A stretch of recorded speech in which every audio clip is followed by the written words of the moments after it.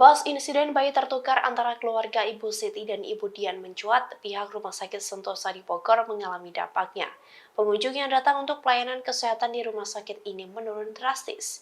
Hal itu diakui oleh juru bicara Rumah Sakit Sentosa, Greg Jago, kepada wartawan pada Minggu 27 Agustus.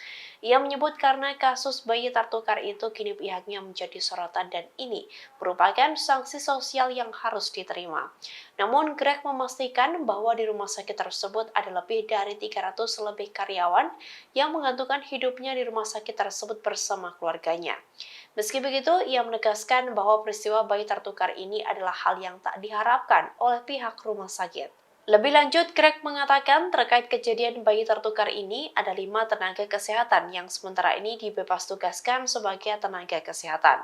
Selain itu, ada 10 perawat yang juga mendapat SP1. Ia mengaku masih menunggu perkembangan kasus ini ke depannya seperti apa. Diketahui sebelumnya, Direktur Rumah Sakit Sentosa Bogor Margareta Kurnia sudah mengakui adanya kesalahan yang dilakukan oleh perawatnya. Menurutnya, perawat melakukan sebuah proses tahapan penanganan bayi lahir secara tidak hati-hati. Ia mengaku menyesali perbuatan perawat tersebut.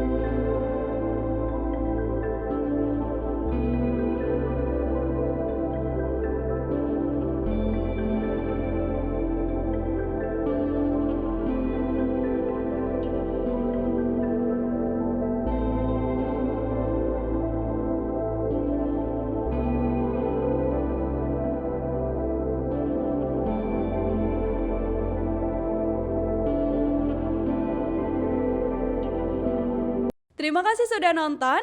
Jangan lupa like, subscribe, dan share ya.